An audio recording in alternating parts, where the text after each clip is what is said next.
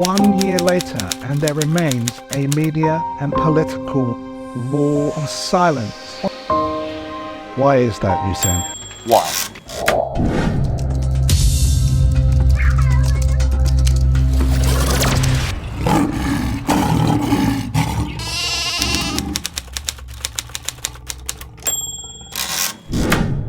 I've been trawling the internet as always, looking for interesting clips about the CMS, and I've come across this guy called Brian Hudson. This is Brian Hudson. This dude did a deep dive into the child maintenance system, and this is what he found. Who shares with Alex Reed the death and destruction caused by the CMS on parents and families. Well worth a listen. Let's dive in. I'm in with Brian Hudson, who's done an extensive report into the connection between the child maintenance service and suicide. Brian, why? Well, I came into contact with the child maintenance service late in 2019 at the tail end of a very sinister experience in family court after separating from my son's mother. And a fraudulent claim was made against me into the child maintenance service. So at that point, after my journey through family court, I've been essentially wiped out. In late summer 2019, an extraordinarily unfortunate claim against him was submitted to the Child Maintenance Service as part of a fraudulent family court litigation strategy, which had already placed his business in severe financial distress, led into being made homeless and living in a borrowed camper van after several months of proving and providing compelling evidence to the CMS that the claim made against him was fraudulent. He received a call from the CMS enforcement team that left him bewildered, shocked and distressed. I believe you are a very successful businessman. How did all of this affect that? Well, I'd say moderately successful. I had a team of just under 30 people. Well, that's successful to me. Yeah, I mean, you know, not just a team, family. You know, when you build a business like that, they become largely your family. And I imagine you had a lot of good self-worth. Like you've accomplished things. You're a go-getter. You felt good about yourself. Yeah, I'm a self-starter. Before I started the business, which was over 20 years ago now, you know, I had a sporting career. So, you know, I'm one of those, you know, annoying overachievers, a bit like you. And you know, my journey through family court put an end to all of that. You know, it essentially ruined me financially. It brought the business to its knees and wiped that out. It left me homeless and in a position where I would ultimately have to start over. And at the tail end of my journey through family court, a fraudulent claim was made against me, which the Child Maintenance Service fully supported, put their whole weight behind. Even at the point of, you know, at that point I was on the verge of filing for bankruptcy. And they came after me with gusto. The reportedly free and democratic country will conduct themselves so appallingly and seemingly delight in informing him that his pending bankruptcy would only temporarily protect him. It would use all their powers to enforce almost £20,000 of manufactured debt. So, you know, one particular phone call with one particular member of staff, where it was pretty clear that I was on my knees, seemed to take great pleasure in assuring me that when I come out of bankruptcy, they'd be there waiting and they would enforce this manufactured debt that had been created. So you've got no light at the end of the tunnel, because I mean, for people who are bankrupt, it's lower than low. They at least there's some end to the pain and misery, but there's not. So it's become a barrier now to getting back on my feet, because, you know, having been made homeless once already, there's a real fear of becoming successful again, because I know that it will kick off another round of the same. And those who have succumbed to suicide, you know, there are too many stories where I've heard that what's ultimately led to that is that the CMS have gone into their bank accounts unannounced and taken all their money, so they can't afford to pay their rent or their mortgage or put food on the table or clothe their kids or whatever it may be. Can you talk a bit more, you specifically, did you have those thoughts? I can really relate to this myself. The CMS or the CSA at the time in 2000 and I think it was 2012, just reached into my account, took all my money. It meant that I wasn't able to buy food. It meant I wasn't able to go to travel to work. It meant that I wasn't going to be able to survive for the entire month. And the only thing that they could say to me was, it's your responsibility to pay for your child. It's just unbelievable, isn't it? It's so unbelievably extreme. I'm a planner. I manage my money quite well.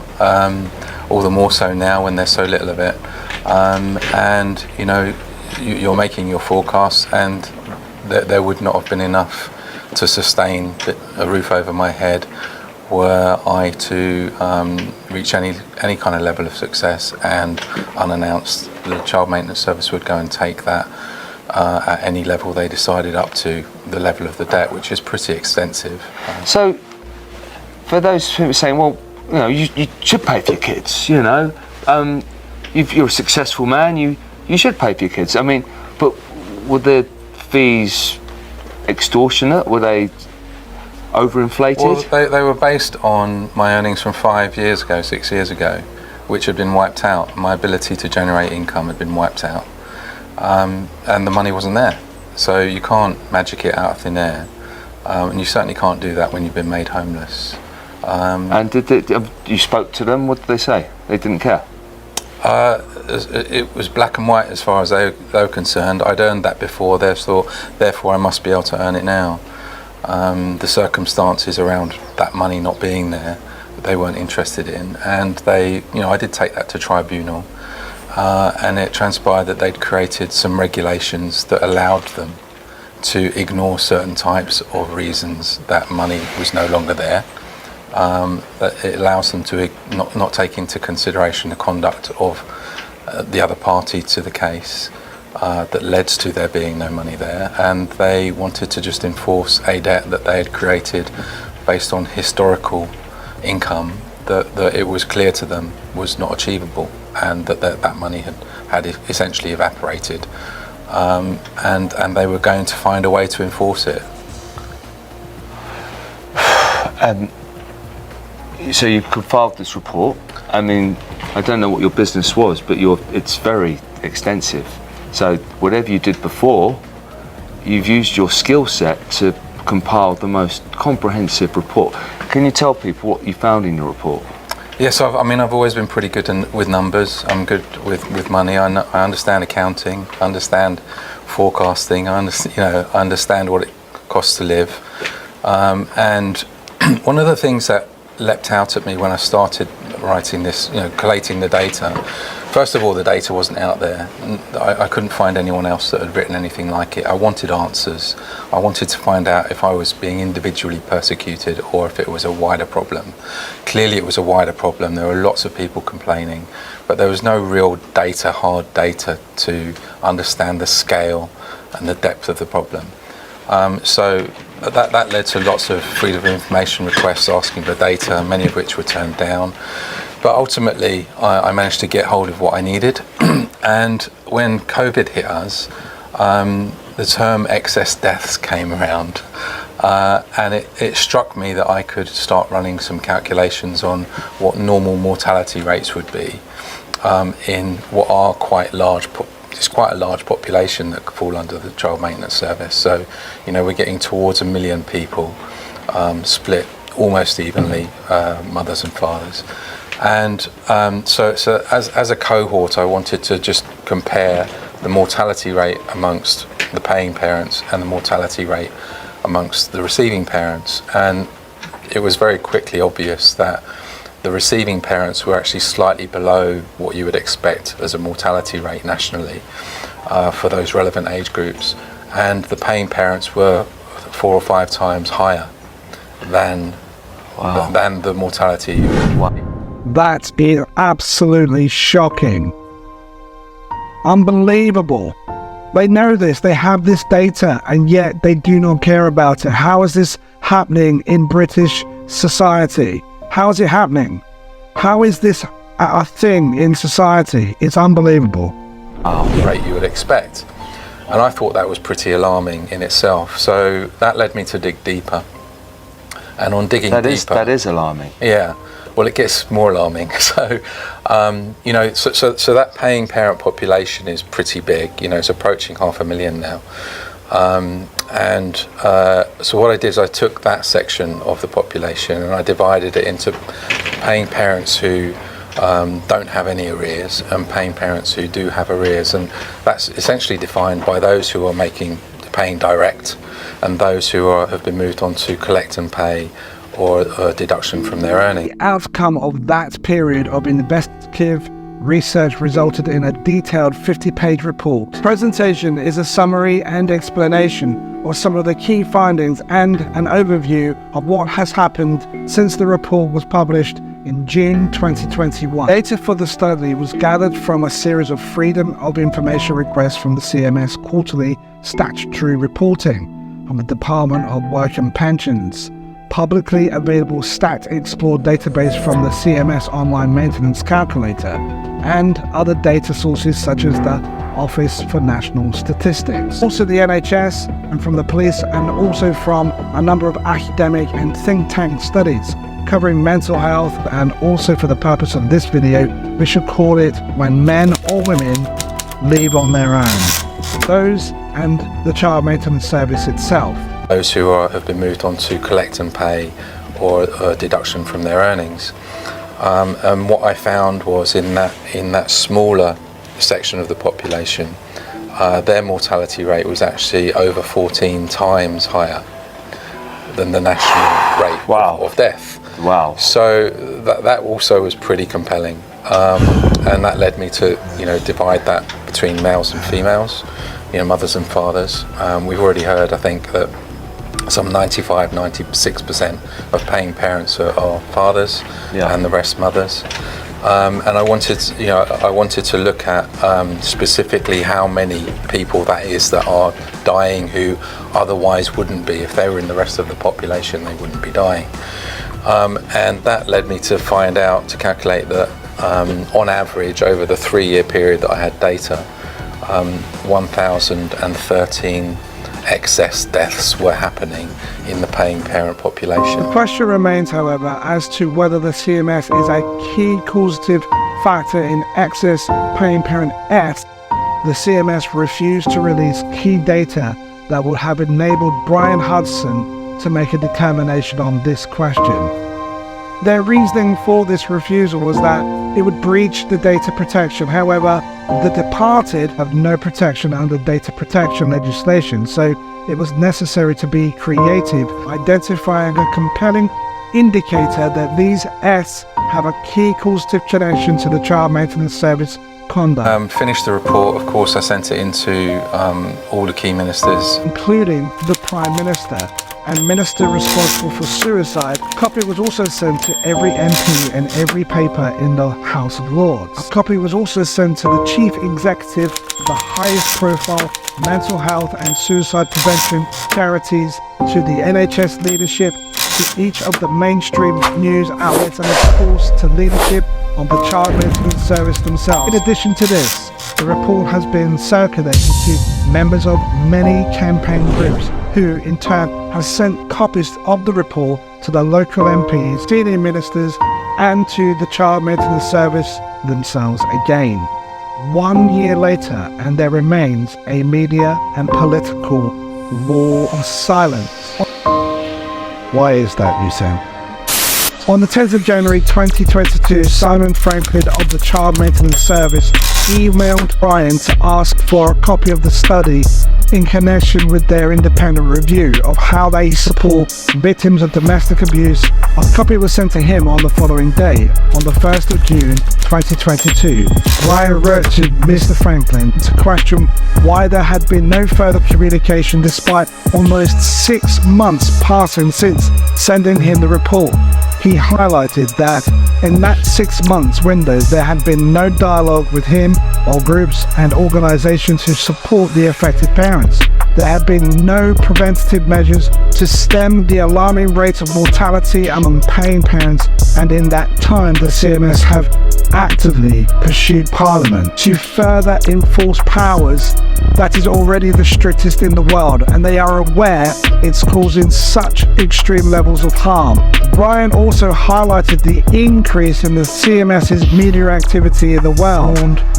Deadbeat dad narrative driven largely by press release issued by the CMS themselves, such as this from the Mirror, and this from the Sun, this from the Guardian, and this from the Mail, and this from the Express, and this from the Sun, which became the subject of an official complaint to the Independent Press Standards Organisation, who upheld the complaint, ruling that there was a failure to take care over the accuracy of claims being made, but that the inaccuracy was significant and was an accurate representation of the official statistics. In this email to Mr. Franklin, he went on to highlight that given the seriousness of the information contained in the study, and that it makes compelling links between the CMS conduct and the premature paying parent deaths, but the CMS have not invited any representatives of groups supporting parents to have a seat at the table. And it's been a wall of silence from them so far. Of course, Why is that, in your educated opinion? I think it's something that they don't want to acknowledge. They've created this monster. It's such an enormous scandal. Couldn't these excess deaths be something not attributed to the suicide because of CMS? Yeah, well, I mean, I had the same question when I found that data and was so alarmed by it. And funnily enough, COVID and lockdown produced another gift in terms of being able to identify, a correlation, a compelling correlation, and that is that CMS have a range of enforcement practices that they carry out.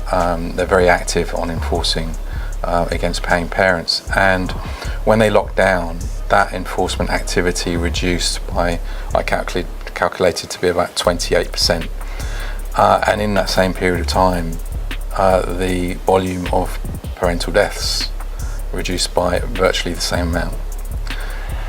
So there's clearly a connection between Black and white. child maintenance service enforcement activity and the rate at which parents will die. Night and day, isn't it? Night and day.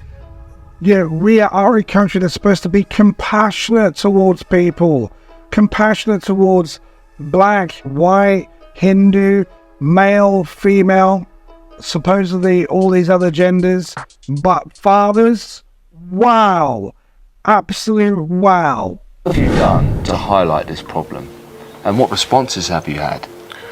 Well, immediately I completed the study. I sent copies into the leading political parties, obviously into government and the opposition, to all the ministers responsible for that department, and key ministerial positions. I then followed that up with actually sending a copy to every single MP.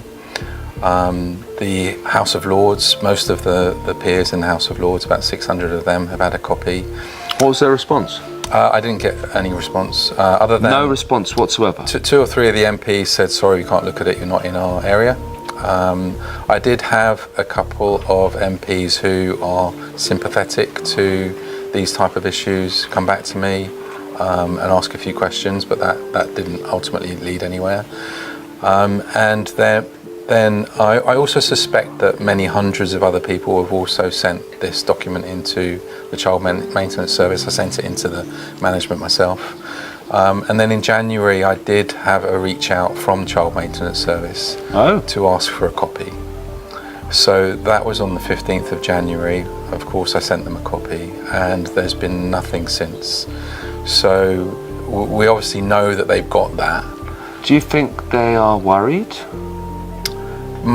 Well, given the data that they refuse to release, and given the continued denial when they're asked questions about this, and their refusal to accept that there's any link, it suggests that they are locking down against it. And then if you also look at what's going on in the media, the continuation of the deadbeat dad narrative that's been in most of the mainstream press this year, some of that's been challenged with the ICO, not the ICO, the Press Complaints Commission, and that they've been found against in the press for the stories that they're publishing to be factually incorrect.